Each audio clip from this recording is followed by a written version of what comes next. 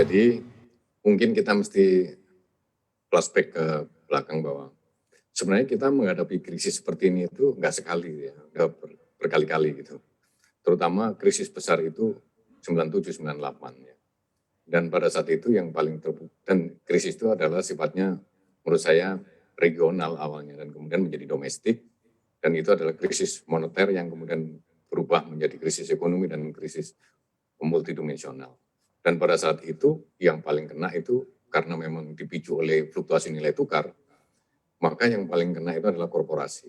10 tahun kemudian krisis lagi di 2008. Penyebabnya adalah kegagalan korporasi di pasar internasional. Dan kemudian lagi-lagi yang paling kena ya karena kenanya itu di suku bunga dan nilai tukar, yang paling kena juga di korporasi.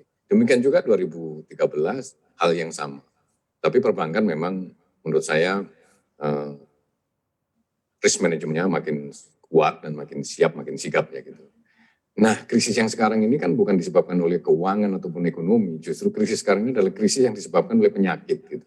Dan tidak domestik, regional, bahkan mungkin itu internasional, di seluruh dunia mengalami. Dan kemudian penyebab krisis ekonomi adalah disebabkan karena orang supaya tidak tertular penyakit, maka aktivitas ekonominya itu yang dikurangi. Jadi melalui lockdown, PSBB dan lain-lain gitu. Maka ya yang menyebabkan krisis ya karena orang tetap makan, tetap mengkonsumsi barang dan jasa, tapi dalam keadaan tidak bekerja, dalam keadaan di rumah. Dan itulah yang menurunkan aktivitas ekonomi. Nah untuk itu maka yang gampang saja gitu. Yang biasanya jualan makanan kan UMKM. Yang biasanya jualan apa saja dan kemudian sayur mayur, hasil pertanian dan berdagang itu kan UMKM. Maka ketika yang skala-skala UMKM ini terutama mikro ini disuruh berhenti untuk tidak bekerja dan di rumah saja sebelum ditemukan cara-cara berdagang baru gitu, ya langsung turun, drop.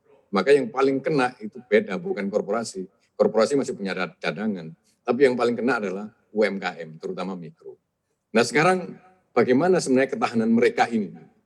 Nah itu kemudian saya punya data bahwa dari 2,9 juta nasabah yang kita restrukturisasi itu 87% lah itu UMKM.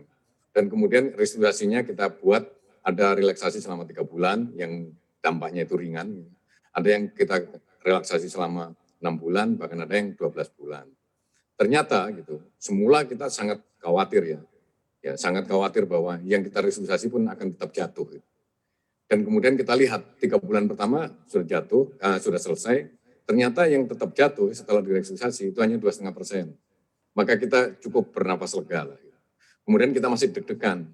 Yang dampak dari COVID ini parah, kan kita berikan relaksasi sampai 6 bulan. Ternyata yang 6 bulan pun sudah jatuh tempo sekarang.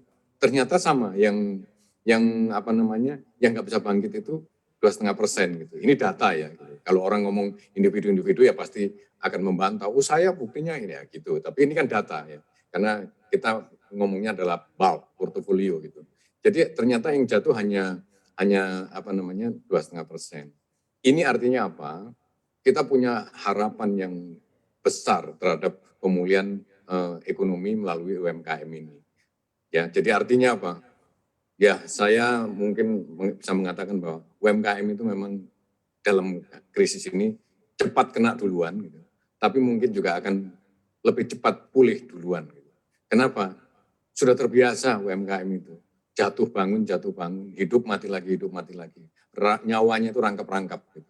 Nyawanya rangkap-rangkap gitu. Dan itu yang mungkin kita harapkan bahwa mudah-mudahan data yang tadi yang 2,5% jatuh, kemudian kita restru, mudah-mudahan ada penyelesaian. Saya kok masih melihat bahwa memang yang kena UMKM duluan, tapi nanti yang pulih duluan adalah UMKM. Kira-kira itu harapan. Dan kita tetap harus hati-hati, waspada, dan juga memberikan bantalan yang cukup untuk supaya bisa tetap hidup dan tumbuh berkembang ke depan.